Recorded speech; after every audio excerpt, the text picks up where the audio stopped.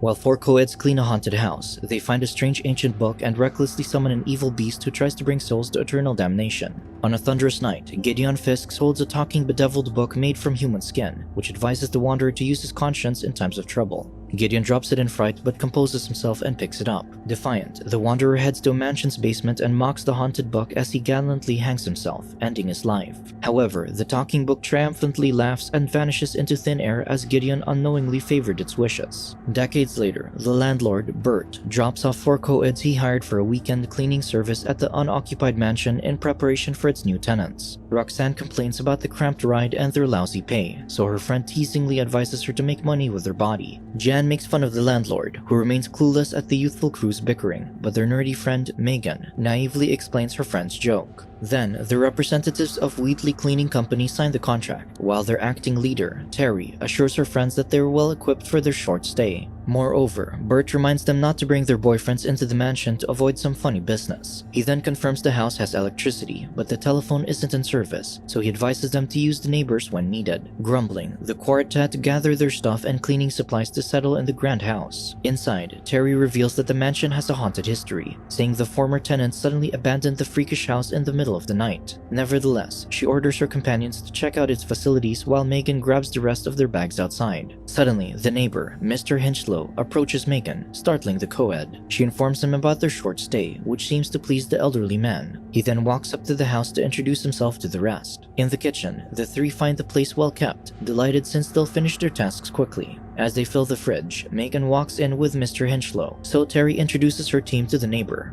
The worried man reveals that he only came to familiarize himself with their faces, so he could identify their bodies for the cops when needed. Megan asks what he means, bewildered by his strange warning. The old neighbor reveals that there have been recent murders in the neighborhood, so he's only concerned for the women. After the strange neighbor leaves, Terry decides that they should start cleaning the basement while it's still sunny, so the others oblige. Shortly after, the cleaning ladies proceed to the basement, joking that it's where missing bodies are buried. Frightened by the dark, Jan, Roxanne, and Megan huddle close while Terry turns the light on. Despite their fears, the three women tease each other, thinking they'll discover something horrifying as they clean. Terry urges her friends to focus on tidying up, so the others get to work. Moments later, the leader finds an old trunk with a foreign note, so the cleaning ladies gather around the suspicious storage. Unaware that the tag is a warning, Terry opens it, revealing a foul smell. Inside, they find a skull and a dagger. Disturbed, the quartet decides to continue cleaning the basement tomorrow instead. Terry still takes some of the trunk's antiques with her, thinking they can exchange them for money. As a thunderstorm hits that night, Jan and Megan prepare their food and join the others in the living room. Meanwhile, Gideon's ghost appears outside and materializes the cursed book in his hands. In the house, Roxanne turns on the antique radio and dances provocatively to show her friends how she seduces men. Megan praises her friend's performance, so Roxanne teaches her the alluring technique. However, the geeky woman retreats to her room out of shyness. Suddenly, the doorbell rings, so they check who it is. The 3 co-eds find Gideon standing in the doorway with a package in hand. Confused, Terry tells the stranger that they don't live in the house, but Gideon puts the package in her hand before walking away. Afterward, Roxanne urges Terry to follow the note and open the package immediately, claiming it might be something perishable. Convinced, the leader unwraps the package and finds the cursed book with a monstrous face. However, the women are unable to read the foreign text on the pages, so Roxanne fetches their smart friend upstairs. Meanwhile, Megan marvels at her figure in front of the mirror, but her self-doubt gets the better of her. Then, Roxanne appears and assures her self-conscious friend that she has an appealing body. She then informs her about the strange foreign book they need help reading.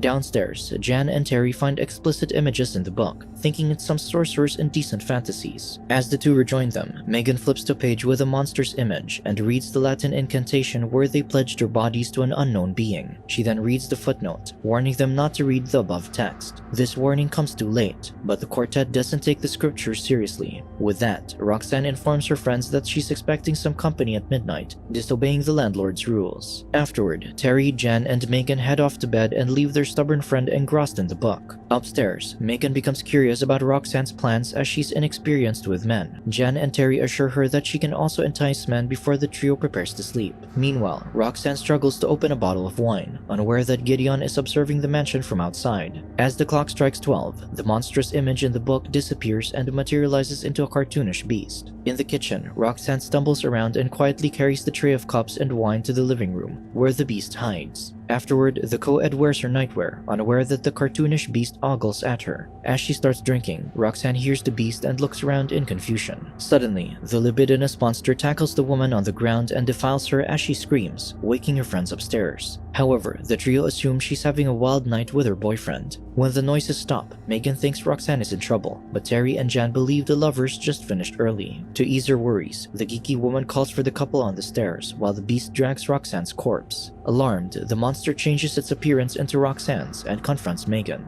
Having forgotten to clean itself, the beast explains the blood on its mouth came from a cut. It then urges the innocent woman to go back to bed as it waits for Biff, Roxanne's boyfriend. Realizing that the man hasn't arrived, Megan hurriedly retreats to their room. Upstairs, she informs her friends about Roxanne's strange behavior, but Jan and Terry shrug it off, unconcerned. While the beast savors its freedom from the book, Roxanne's boyfriend, Biff, arrives. It leads the unassuming man to the living room and immediately gets on top of him. Suddenly, the beast bares its fangs and lashes at the horrified man as Gideon watches the monstrosity from outside. Awakened by Biff's screams, Megan decides that someone should check on the couple. Jan assumes that Megan only wants to witness the lovers in action and convinces her to disturb them herself. In the landlord's house, Bert hesitates to answer the late-night call but picks it up anyway. Mr. Hinchlow reports the screaming he heard and a man's car parked in front of the mansion, so Bert dismisses his wife's advances and leaves. Meanwhile, Megan uncovers a displaced tapestry downstairs and finds Biff's dead body. Hearing their friend's chilling scream, Jan and Terry arm themselves with a flashlight and quietly descend the stairs. The two find Megan in front of the corpse, and the geek realizes the tapestry is a soul shroud, which wraps the dead to offer its soul to Satan. Right after, the drunk landlord knocks on the house, demanding entry. With no choice, the trio drags Biff into the kitchen, afraid they'll get fired if Bert sees them. Outside, the beast meets the impatient landlord and leads him to the backyard. Meanwhile, the trio composes themselves before opening the front door, only to find that Bert has left. In the basement, the beast shows Bert the trunk where all the madness started. Then it seduces the man, and Bert gives in, thinking he'll get action with Roxanne. However, the beast attacks him, killing him instantly. In the living room, Megan notices that the beast's image is missing from the open book.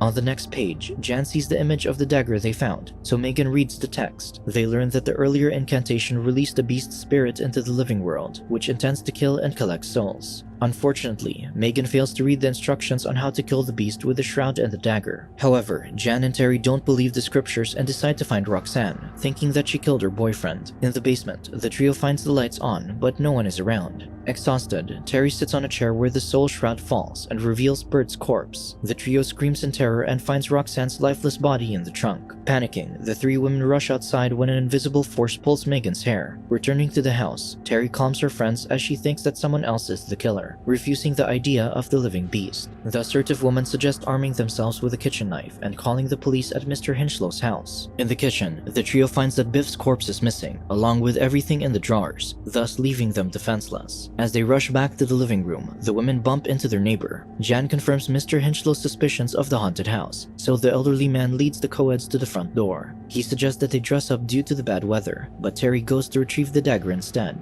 Megan shows Mr. Hinchlow the strange book, which the man confirms to be an ancient Kantarian warlock's demon spell guide brought by Gideon Fisk in the 1930s. Jan becomes suspicious about the elderly man's knowledge, and when they look back, Mr. Hinchlow has transformed into Roxanne. Unaware that this is the beast, the trio confronts their friend. They speculate that Roxanne and the men are playing a trick on them, which the beast admits. It then asks about the book, so Megan describes the missing drawings as horrendous and explains their discovery. Furious about their joke, Terry convinces her friend to take revenge, so they head to the basement where Roxanne claims is where the men are hiding. There, the trio beats Biff and Bert to get them to stop pretending, but they remain unresponsive. Suddenly, a demonic voice from Roxanne's body explains that Megan was right and their friend is dead. Cornered by the beast, Megan realizes that the dagger must be impaled into the demon's heart, but Terry left it upstairs. To retrieve it, Jan throws a box at the beast so they can run. However, the monster tackles her to the ground and kills her. As the two survivors reach the house, they hear a loud crash upstairs, implying the beast forced its way through a window. Unfortunately, the two can't find the dagger, so Terry grabs an iron rod from the furnace to confront the monster. Afraid, Megan suggests they escape and call the cops, but the fearless woman wants to avenge her friends. As they confront their opponent upstairs, the beast lunges at Terry and kills her, while Megan falls down the stairs. Crippled from the fall, Megan drags her leg and reaches for the book,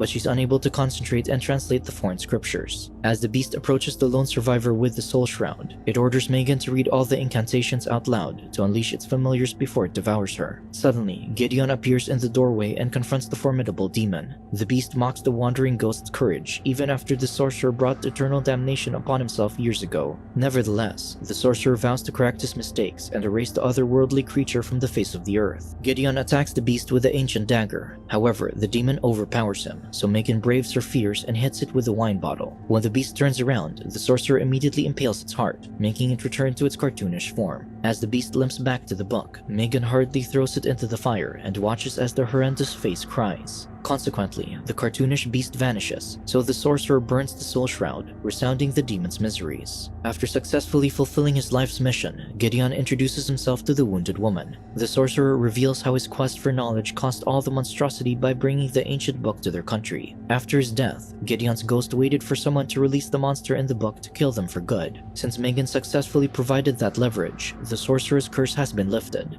Despite their victory, Megan blames Gideon for her friend's death. However, the sorcerer reveals that her friends are alive, claiming that the beast never existed. Grateful, Gideon bids her farewell as his soul finally ascends to the afterlife. Then, Mr. Hinchlow cheerfully enters the house with coffee. Shortly after, Jan, Roxanne, Biff, and Bert arrive, all dazed and confused. As everyone gathers, the old neighbor suggests they watch cartoons on his portable television. Reminded of her encounter with the cartoonish devil, Megan screams in terror.